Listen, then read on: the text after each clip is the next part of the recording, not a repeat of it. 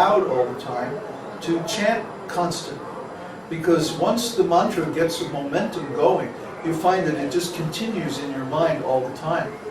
Waking, sleeping, walking, or doing stuff. You don't have to actually be sitting and chanting with the beads to be hearing the Mahamantra.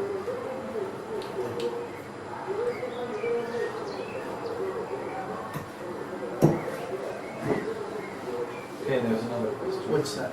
Suhas asks, Babaji, does Krishna test us at every step of our spiritual journey by placing us in adverse situations before we can progress to the next stage?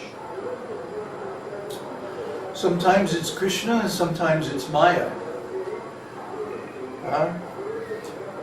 Maya generally tests the devotees to see if they're actually sincere.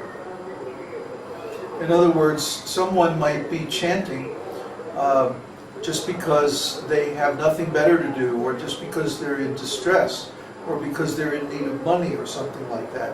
Or maybe they're just curious to see, well, what's going to happen if I try this? Is it really going to work?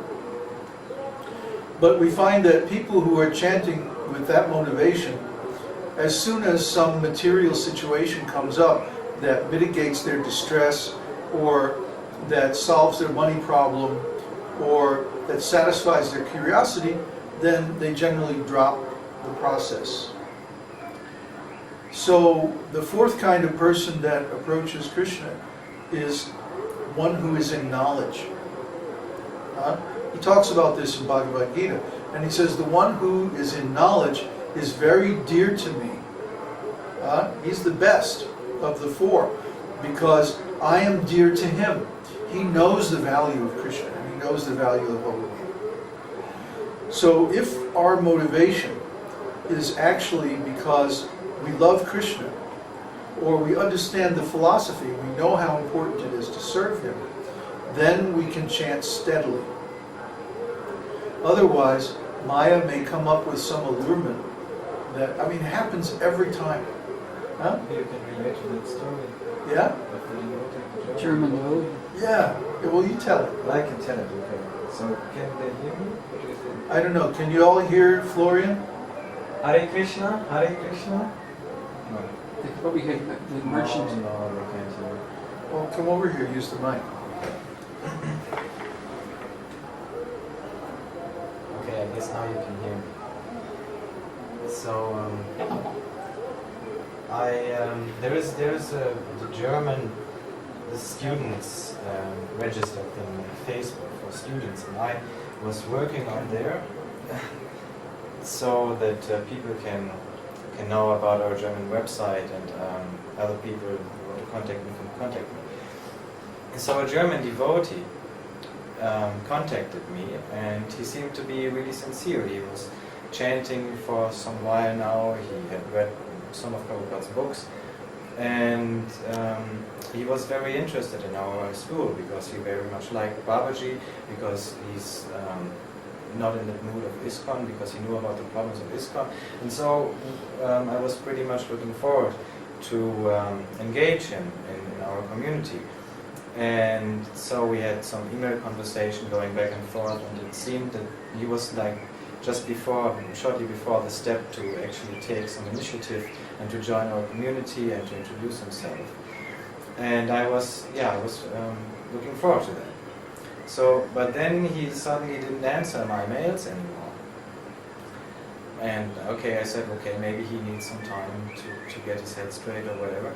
And then I waited a few days, and then I got an invitation of a new account he made on this German Facebook thing. And he changed his account from his spiritual name to his mundane name, and he suddenly had pictures of some girl in his photo album. And so it was pretty clear that he so-called fell in love with that girl. And of course we know what happened is that he got pulled away by Maya, because he somehow or other wasn't either strong enough, or he didn't have the right intention. So I saw this happening to other people as well, so this is a repetitive pattern.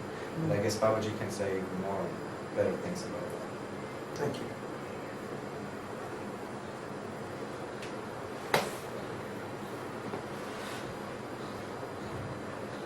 this is such a well-known pattern that it's discussed in many scriptures,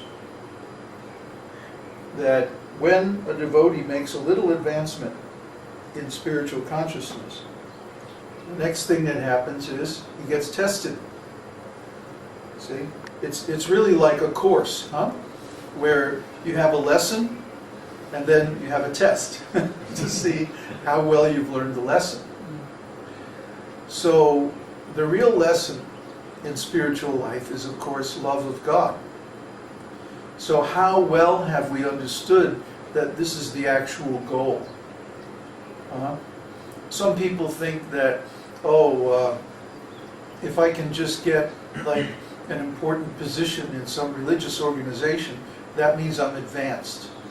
No, that doesn't mean you're advanced. That means you're good with politics, that's all. Some people think that, well, if God gives me money, like this is a big thing among the Christians. They think that if somebody has affluence, it means that God is pleased with them. Not necessarily. He could be displeased, and he's given you the affluence just to get you out of the way, just to engage you with something, because you're creating too much of a disturbance, otherwise. Because of course the first thing that happens when a person has money is that they get involved in material enjoyments.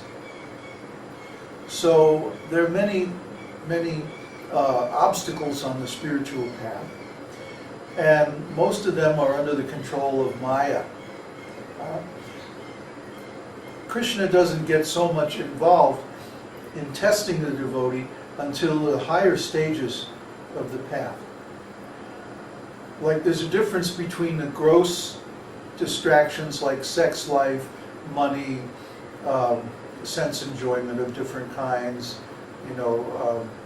and subtle allurements like pride, position, power, reputation, things like that. These are called pratishta.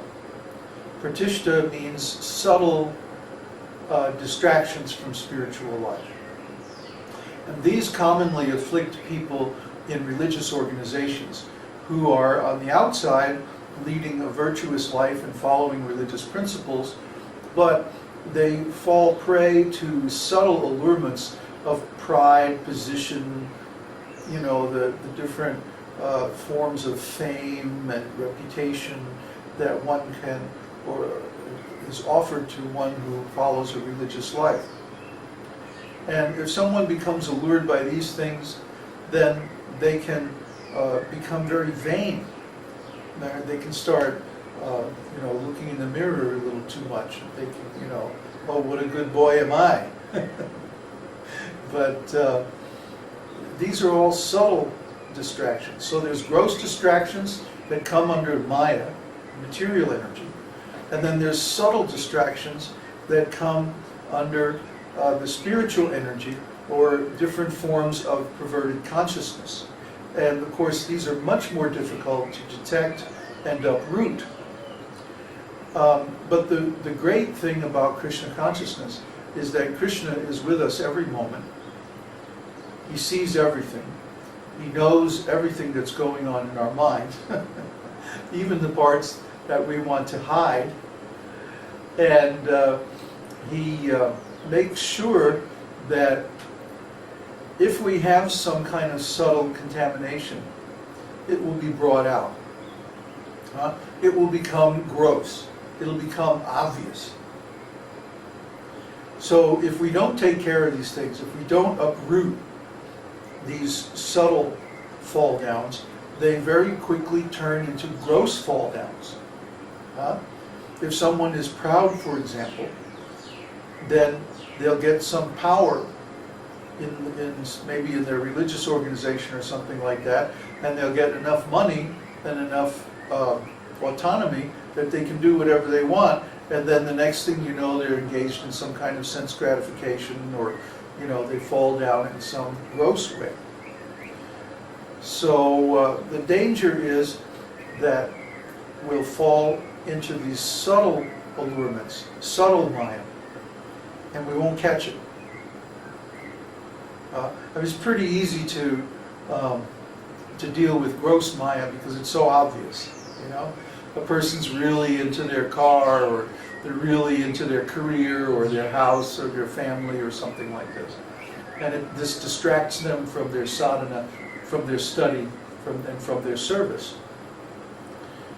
Like, we know there's a lot of people who are working and making good money, but they're not giving anything to spiritual causes, you know? I mean, sure, maybe they have a little temple at home or something like that, but are they investing their time in preaching? You know, can they really say that they're investing a majority of their energy and resources in spiritual life? Usually what happens is they get distracted by family and social commitments and career and stuff like that, and they wind up putting the majority of their